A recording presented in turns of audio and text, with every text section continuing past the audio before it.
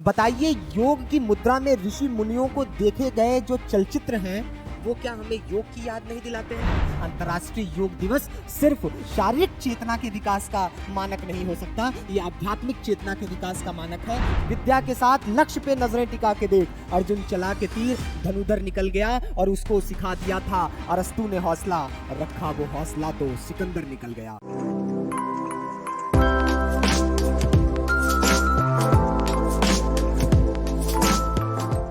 अंतर्राष्ट्रीय योग दिवस, क्या है ये योग?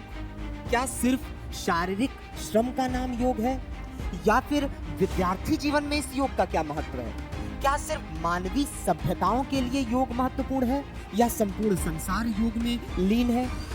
तो जब हम इसके ताकों में जाएंगे और नजर डालेंगे तो योग भारतीय सभ्यता के पुरातन इतिहास में नजर आता है। बताइए, शिव तांडव योग का पर्याय है कि नहीं है? बताइए, योग की मुद्रा में ऋषि मुनियों को देखे गए जो चलचित्र हैं वो क्या हमें योग की याद नहीं दिलाते हैं? बताइए, इस्लाम धर्म में 5 वक्त की नमाज पढ़ना शारीरिक योग और आध्यात्मिक योग का मिश्रण है कि नहीं है?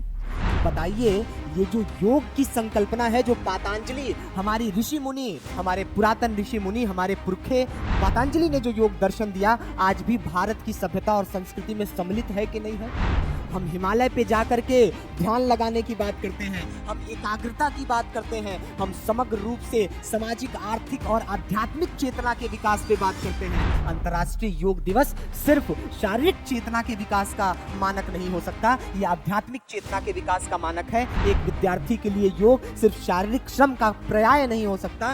ये अंतर्राष्ट्रीय योग दिवस अपनी आध्यात्मिक चेतना और अपनी एकाग्रता को जगाने का प्रयास है। यदि आपने अपनी एकाग्रता को जगा लिया, अपनी एकाग्र चित्र को सिर्फ अपने लक्ष्य तक सीमित रखा, तो यकीन मानिए आपका लक्ष्य आपके करीब है।